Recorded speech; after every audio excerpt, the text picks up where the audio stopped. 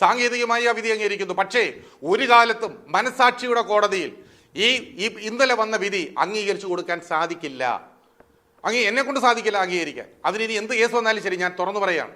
കാരണം അതിനകത്ത് അത്രത്തോളം വോയിസ് ക്ലിപ്പുകൾ ഈ നടന്ന സംഭവം റീക്രിയേറ്റ് ചെയ്തു. ദിലീപും അനുജനോട് കൂടിയിട്ട് ഈ റീക്രിയേറ്റ് ചെയ്ത് സർവ്വ ചാനലുകളിലും വന്നു. തൃശ്ശൂര് ഈ ആക്രമിക്കപ്പെട്ട നടിയുടെ വീടിനടുത്ത് നിന്ന് അത്താണി വരെയുള്ള സ്ഥലങ്ങളിൽ അതേ സ്പീഡിൽ ആ വണ്ടി ഓടിച്ച് ആ വണ്ടിയുടെ പിന്നിൽ നിന്ന് റീക്രിയേറ്റ് ചെയ്തു, തിരക്കഥയുണ്ടാക്കി.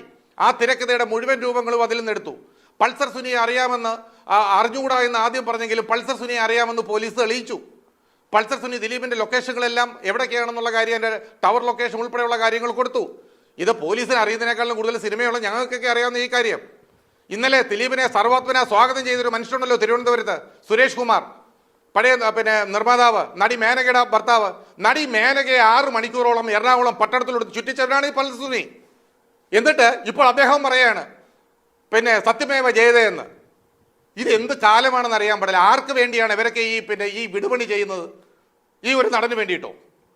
ഇത്രയും ഒരു കൊട്ടേഷൻ ബലാത്സംഗം കൊടുത്തിട്ട് ഈ കൊട്ടേഷൻ ബലാത്സംഗം കൊടുത്തു എന്ന് കോടതിയുടെ മുമ്പിൽ ഇത്രയധികം തെളിവുകൾ വന്നിട്ട് അയാളെ കുറ്റവിമുക്തനാക്കി വിട്ടു എന്നാണ് കോടതി പറഞ്ഞിട്ടുള്ളൂ. പക്ഷേ ഏതെല്ലാം വസ്തുതകൾ അതിനകത്ത് അടങ്ങിയിട്ടുണ്ട്, ഈ വാദിച്ച വാദങ്ങളിൽ ഏതെല്ലാം തെളിവുകൾ സ്വീകരിച്ചിട്ടുണ്ട്,